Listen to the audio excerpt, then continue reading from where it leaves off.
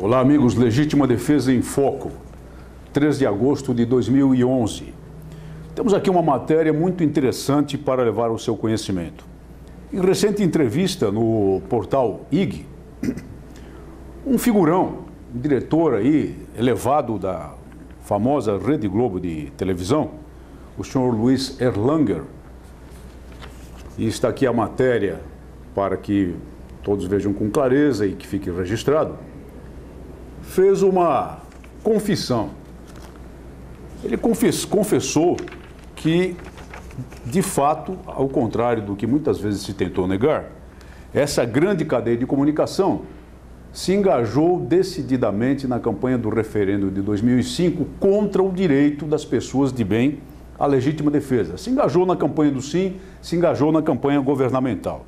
E diz ele aqui nessa confissão que ele, na vida profissional dele, comete vários erros, mas tem orgulho de apontar esse erro porque ele serviu de aprendizado. Então diz ele aqui que a incorporação da Rede Globo à campanha foi ideia dele. Foi ele que conseguiu convencer a direção superior da rede a fazer aquilo, utilizando todos os meios disponíveis e utilizando principalmente uma grande arma, que é a arma da novela do horário nobre. Ele menciona então um capítulo que foi montado na novela, especialmente para formar uma campanha emocional, capítulo em que um personagem é atingido por uma chamada bala perdida lá na cidade do Rio de Janeiro. E disse que o furor era tanto que até políticos quiseram fazer parte da novela. É claro, os políticos oportunistas da bancada da rendição, evidentemente, queriam fazer parte dessa novela. Agora, observem bem, o senhor Luiz Erlanger não faz essa confissão porque ele esteja arrependido de ter cometido esse ato indevido, utilizando todo o poderio de uma cadeia de comunicação, agregando-se ao governo contra o direito das pessoas. Não, ele não está arrependido, não. Ele se arrepende do erro que cometeu em termos profissionais. Ele se arrepende de ter se engajado numa campanha que foi derrotada. Se tivesse sido vitoriosa, hoje ele faria declarações completamente ao contrário dessa. Então não se trata de uma pessoa que reformou o seu pensamento, trata-se de um oportunista em sua profissão, embora seja muito competente, que confessa uma trama montada com todo o poderio de uma grande rede de TV para trabalhar contra um direito que nós reputamos constitucional e foi derrotado. Felizmente foi derrotado.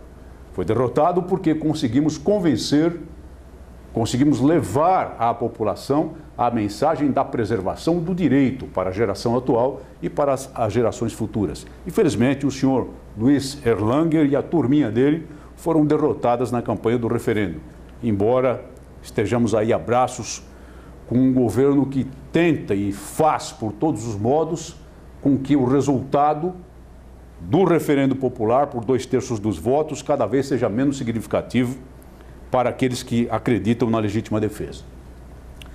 Outro aspecto interessante, a mostrar o que e a confirmar o que lhes disse recentemente aqui, a respeito da Lei 12.403 de 2011. A nova lei que, segundo algumas pessoas, vai abrir as cadeias, vai colocar todo mundo na rua. Depende muito do Ministério Público na sua atuação, depende muito do magistrado da Justiça Criminal na sua atuação. E eu vou lhes dar um exemplo.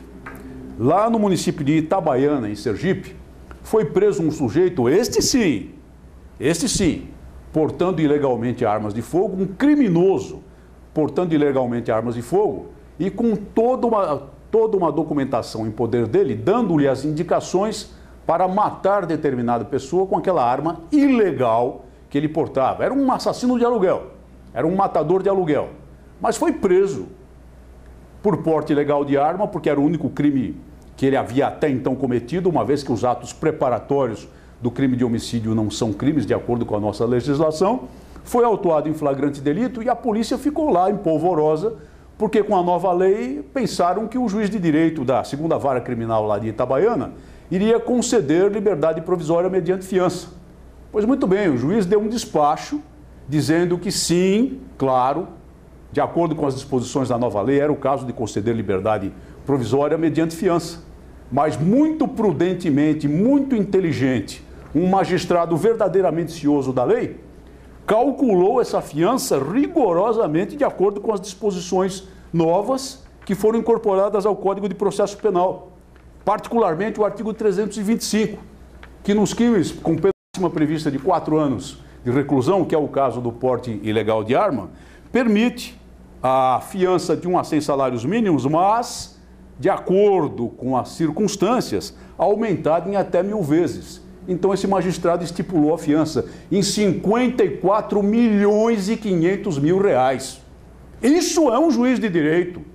Esse é um juiz de direito que orgulha realmente a magistratura.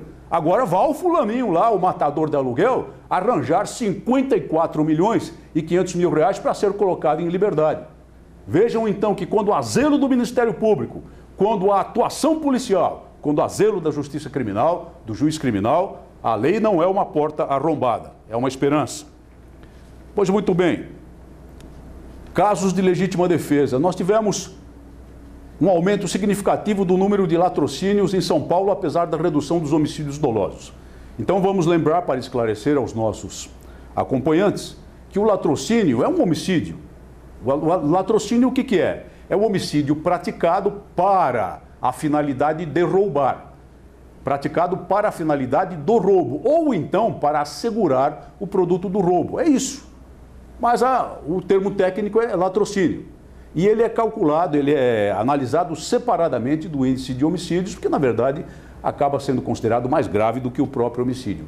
Tem havido um aumento significativo desses casos de latrocínio no estado de São Paulo, embora o índice de homicídios dolosos, tecnicamente considerado, continue sofrendo redução no estado e já tenha baixado para patamares considerados em termos internacionais aí até aceitáveis na civilização ocidental. Baixou para menos de 10 por grupo de 100 mil habitantes, mas os latrocínios estão subindo. Por quê?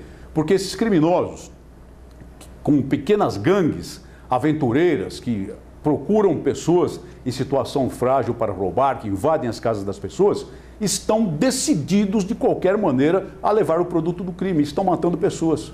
Ontem houve 2 casos de pais de família mortos por criminosos dentro de suas casas, na frente dos filhos.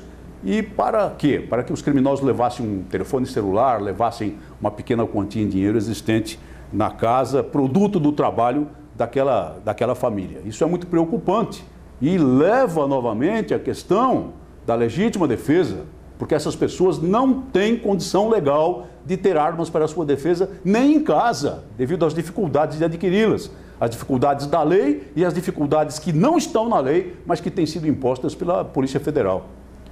Estamos nessa situação e, enquanto isso, 3 casos recentes, 2 em São Paulo e 1 em Pernambuco, mostram que quando a pessoa tem condição de se defender, ela se defende frequentemente com sucesso.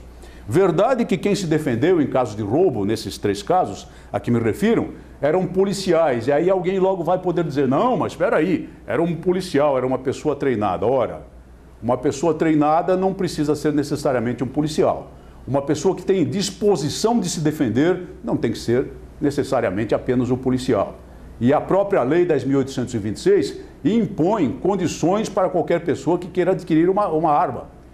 Entre essas condições está exatamente a capacidade técnica, está a capacidade psicológica. E mais importante do que isso que a lei coloca é a disposição das pessoas para a sua defesa. E há disposição entre tantos brasileiros para se defender. Lá nos Estados Unidos essa disposição é muito mais clara, manifesta. Eu lhes mostro aqui um livro muito importante, o livro America Fights Back, de autoria de Alan Gottlieb, que eu conheço pessoalmente, tive a oportunidade de conversar com ele a respeito do referendo de 2005, em 2006, lá nos Estados Unidos, e o livro fala de legítima defesa armada numa era violenta. Vejam a capa do livro, novamente. Se observarem bem, vão verificar que essa pistola que aparece na capa é uma pistola de fabricação brasileira. É uma pistola made in Brazil. Claro que aqueles que conhecem mais armas já identificaram que pistola é essa, eu não vou dizer aqui. Mas esta é uma arma que o Alan Gottlieb colocou na capa do livro dele e que é utilizada pelos cidadãos lá dos Estados Unidos em sua defesa. Uma arma fabricada no Brasil que se presta à legítima defesa dos americanos e não se presta à legítima defesa dos brasileiros porque eles não podem adquiri-la. E está aqui na capa do livro do Alan Gottlieb. É uma coisa absurda. E esse livro mostra dezenas e dezenas de casos de legítima defesa bem-sucedida no lar ou nas ruas, homens, mulheres, jovens defendendo-se da sanha criminosa. E mostra uma estatística, um item estatístico que eu já citei aqui, extremamente importante. Lá, ao se defender, o cidadão comum mata mais criminosos do que a própria polícia. Nós temos que chegar um dia a esse ponto no nosso Brasil, a esse desejável ponto no nosso Brasil. Muito obrigado por sua atenção e até o nosso próximo programa.